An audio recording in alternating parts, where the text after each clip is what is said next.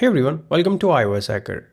If you have ever lost your iPhone or worry about it getting stolen, Find My is the feature that can save you. In this guide, I will show you how to turn on Find My on your iPhone 17 in just a few simple steps, so let's get started. First, unlock your iPhone and open the Settings app. At the very top of Settings, tap on your name. This opens your Apple ID settings. Now tap on Find My. On the next page, tap on Find My iPhone, then turn on the toggles for Find My iPhone, Find My Network, and turn on Send Last Location. You may be asked to enter your Apple ID password or use Face ID.